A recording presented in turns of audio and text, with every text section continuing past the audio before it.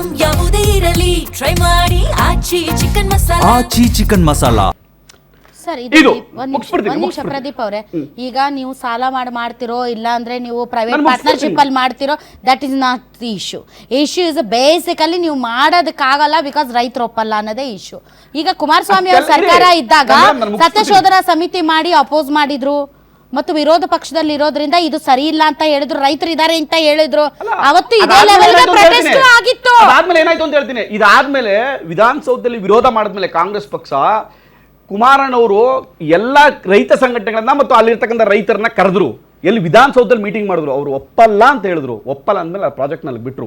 ಯಾಕೆ ಬಿಟ್ಟರು ಅಂದರೆ, ನೀವು 2018 ಮತ್ತೆ ಕುಮಾರಣ್ಣ CGP ಮಿನಿಸ್ಟರ್ ಆಗಿದ್ರು, ಮುಂದುವರ್ಸಿದ್ರು, ಅವಾಗಲೇ ಮುಂದುವರಿಸ್ತಾ ಇದ್ರು. ನಿಮಗೆ ಆ ಮುಂದುವರ್ಸಲ್ಲ ಅನ್ನೋ ಕಾರಣಕ್ಕೋಸ್ಕರನೇ ಆ 400 ಕೋಟಿ ರೂಪಾಯಿನ ವಾಪಸ್ ತಗೊಂಡೋದ್ರು ಅವರು. ನಾವು ಅವ್ರು ಮುಂದುವರ್ಸಲ್ಲ ಅಂತ ಹೇಳಿದಕ್ಕೆ ಅವ್ರು ಡೆಪಾಸಿಟ್ನ ವಾಪಸ್ ತಗೊಂಡೋದ್ರು. ಎಸ್, ಅಲ್ಲಿಗೆ ಮುಗೀತದು. ಆದರೆ ಇವರು ಈ ಪ್ರಿಲಿಮಿನರಿ ನೋಟಿಫಿಕೇಶನ್ ಮತ್ತು ಫೈನಲ್ ನೋಟಿಫಿಕೇಶನ್ ಮಾಡಿರ್ತದೆ ಇವಾಗ 2025 ಮತ್ತು 2026ರಲ್ಲಿ. ಇವರು ಕನಸಿನ ಯೋಜನೆ ಇವ್ರದ್ದು, ನಮ್ದಲ್ಲ.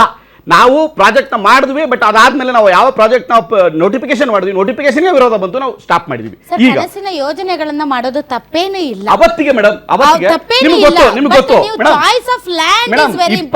20 ವರ್ಷಗಳಿಂದ ನಿಮ್ಗೆ ಗೊತ್ತು, 20 ವರ್ಷಗಳಿಂದ ಬಿಡದಿಗೆ ಈ ಮಟ್ಟದ ಡೆವಲಪ್ಮೆಂಟು, ಈ ಮಟ್ಟದ ಇಂಡಸ್ಟ್ರೀಸು, ಈ ಮಟ್ಟದ ಅಭಿವೃದ್ಧಿ ಮತ್ತು ಈ ಮಟ್ಟದ ಹೈನುಗಾರಿಕೆ, ಈ ಮಟ್ಟದ ಅಗ್ರಿಕಲ್ಚರ್ ಡೆವಲಪ್ಮೆಂಟ್ಸು ಯಾವುದೂ ಆಗಿರಲಿಲ್ಲ. ಆದ್ರೆ ಇವತ್ತಿಗೆ ಫಲವತ್ತಾಗಿ ಬೆಳೆದು ನಿಂತಿದೆ. 10 ಲಕ್ಷ ಒಂದು ಅಂದಾಜಿನ ಪ್ರಕಾರ 8 ರಿಂದ 10 ಲಕ್ಷ ಮರಗಳಿದೆ ಅಲ್ಲಿ. ಇವತ್ತು ಡೈರಿ ಫಾರ್ಮ್ 5 ಲಕ್ಷ ಲೀಟರ್ನ ಹಾಲನ್ನ ಆಗ್ತಾ ಇದೆ. ಅಂದ್ರೆ ದೊಡ್ಡ ಮಟ್ಟದ ಬೆಳವಣಿಗೆ ಅಲ್ಲಿ ಆಗಿದೆ. ರೈತ ತನ್ನ ಬದುಕನ್ನು ಕಟ್ಕೊಂಡಿದ್ದಾರೆ. ಜೊತೆಗೆ ವೆರಿ ಇಂಪಾರ್ಟೆಂಟ್, 2 ಕೋಟಿ ರೂಪಾಯಿ ಅಂತ ಹೇಳಿದ್ರಲ್ಲ, ಇದರಲ್ಲಿ 1 ಎಕರೆಗಿಂತ ಕಡಿಮೆ ಇರ್ತಕ್ಕಂಥ ಜನಸಂಖ್ಯೆ 80%.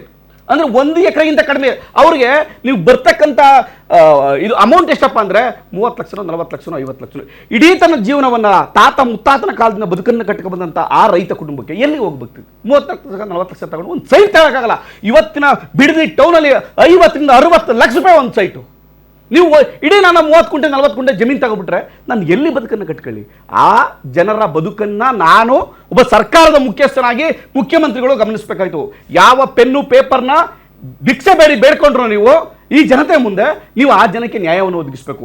ಯಾವ ದೆಹಲಿಯಲ್ಲಿ ಹೋರಾಟ ಮಾಡ್ತಾ ಇರ್ತಕ್ಕಂಥ ರೈತರಿಗೆ ನೀವು ಕಾಂಗ್ರೆಸ್ ಪಕ್ಷ ಸಪೋರ್ಟ್ ಮಾಡ್ತೋ, ಅದೇ ರೀತಿ ಇವತ್ತು ನಿಮಗೆ ನೈತಿಕತೆ ಇದ್ರೆ ಇವತ್ತಿನ ರೈತ ಹೋರಾಟಗಾರನ ನೀವು JDS ಕಾರ್ಯಕರ್ತರು ಅಂತಿರಲ್ಲ, ಅವತ್ತು ನಿಮಗೆ BJP ಅವರು ಹೇಳಿದ್ರಪ್ಪ ನಿಮ್ಗೆ ಹಿಂಗೆ ಕಾಂಗ್ರೆಸ್ ಕಾರ್ಯಕರ್ತರು ಅಂತ, ನೀವು ಅವತ್ತು ನೀವು ವಿರೋಧ ಮಾಡಿದ್ರಿ. ಇವತ್ತು ಅದೇ ಮಾಡ್ತಾ ಇರ್ತಕ್ಕಂಥ ಹೋರಾಟಗಾರನ ರೈತ ಹೋರಾಟಗಾರನ 450 ಹೋರಾಟ ಮಾಡ್ತಾರೆ. ರಾಜಕೀಯ ಪಕ್ಷಗಳೇ ಹಂಗೆ ಸರ್, ಅಲ್ಲಿ ಹೋರಾಟಗಾರನ ಕಲಿಸ್ತಾನಂದ್ರು. ಮೇಡಮ್ 450 ಹೋರಾಟ ಮಾಡ್ತಾ ಇದ್ದು. 450 days from the day they are protesting.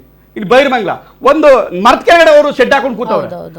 ಇಂಥ ಹೋರಾಟಗಾರನ ರೈತರನ್ನ ನೀವು JDS ಕಾರ್ಯಕರ್ತರು, JDS ಕಾರ್ಯಕರ್ತರು ಇರ್ತಕ್ಕಂಥವ್ರು ರೈತರಿದ್ದಾರೆ, ಕಾಂಗ್ರೆಸ್ ಕಾರ್ಯಕರ್ತರು JDS ರೈತರಿದ್ದಾರೆ, BJP ಕಾರ್ಯಕರ್ತರು ರೈತರಿದ್ದಾರೆ. ಹೋರಾಟ ಮಾಡಬಾರ್ದು ಅವರು? ಮಾಡಬಾರ್ದು. ನೀವು ಯಾಕೆ ಹೋರಾಟ ಮಾಡಬಾರ್ದು? ನಿಮ್ಮ ವಿರುದ್ಧ ಇವತ್ತು ಅವರು ಇಡೀ ಬದುಕನ್ನು ಕಳ್ಕೊಳ್ತಾ ಇದ್ದಾರೆ. ಎಸ್, ರೆಡ್ ಝೋನ್ ಆಗದೆ ಅಂದ್ರು. ರೆಡ್ ಝೋನ್ ಆಗಿರೋದನ್ನ ತೆಗಿಬೇಕು ಅನ್ನೋದ್ರ ಬಗ್ಗೆ ನಮ್ಮ ಎಲ್ಲ ಸಪೋರ್ಟ್ ಇದೆ. ಎಸ್, ತೆಗೀರಿ ನೀವು. ಎಸ್, ನಮ್ದಲ್ಲಿ ನೀವು ಹೇಳ್ತಾ ಇದ್ರಲ್ಲ, ನಾವು ಮಾಡಿದ ರಾಮರಾಜ್ಯದಲ್ಲಿ ತೆಗೆದಾಕ್ಬಿಟ್ರೆ, ಬೆಂಗಳೂರು ಸೌತ್ ಅಂತ ಮಾಡ್ಬಿಟ್ರೆ ನಮ್ದು 7 ಜನ ಯಾಕೆ ತೆಗೆದಾಕ್ತೀರಿ ನೀವು? ಏನೇನ ಸರ್, ನೀವು ರಾಜಕೀಯ ಪಕ್ಷಗಳು ಒಬ್ಬೊಬ್ರು ಒಂದೊಂದು ಮಾಡ್ತೀರಿ, ಅಲ್ಲ ನಿಮ್ ವಿರುದ್ಧ ಫೈಟ್ ಮಾಡಿದ್ರೆ BJP ಅವ್ರ ವಿರುದ್ಧ ಫೈಟ್ ಮಾಡಿದ್ರೆ ಪಾಕಿಸ್ತಾನ, ಖಲಿಸ್ತಾನು, ನಕ್ಸಲ್ಸು ಅವರು ಇವರು ಅಂತಾರೆ. ಕಾಂಗ್ರೆಸ್ ವಿರುದ್ಧ ಫೈಟ್ ಮಾಡಿದ್ರೆ ನೀವು JDS ಅವರು, ನೀವು BJP ಅವರು, ನೀವು ಆಂಟಿ ಸೋಷಿಯಲ್ ಎಲಿಮೆಂಟ್ಸ್ ಅಂತ ಅಂತಾರೆ. 67 ಎಕರೆ ಒತ್ತುವರಿ ಆಗಿತ್ತು. ಈಗ ರೆಸಾರ್ಟ್ ಅವರು ಒತ್ತುವರಿ ಮಾಡ್ಕೊಂಡಿದ್ರು. ಅದಕ್ಕೆ ನೀವು ಫಿಕ್ಸ್ ಮಾಡಿದಷ್ಟು ಸರ್ಕಾರ ಇದೇ DK ಶಿವಕುಮಾರ್ ಅವರು 12 ಕೋಟಿ 1 ಎಕರೆಗೆ. ಅದೇ ಅಡ್ಜಸ್ಟೆಡ್ ಲ್ಯಾಂಡ್ ಮೇಡಮ್. ಇದಕ್ಕೆ ಹೊಂದಿಕೊಂಡಂತೆ ಇರ್ತಕ್ಕಂಥ ಪ್ರಾಪರ್ಟಿ, ಈ ಪ್ರಾಪರ್ಟಿಗೆ ನೀವು ಫಿಕ್ಸ್ ಮಾಡಿರೋದು 2 ಕೋಟಿ. ಯಾವ ಲೆಕ್ಕ ಮೇಡಮ್ ಇದು? ದಗಲ್ಬಾಜಿ ಅಲ್ವಾ ಮೇಡಮ್ ಇದು?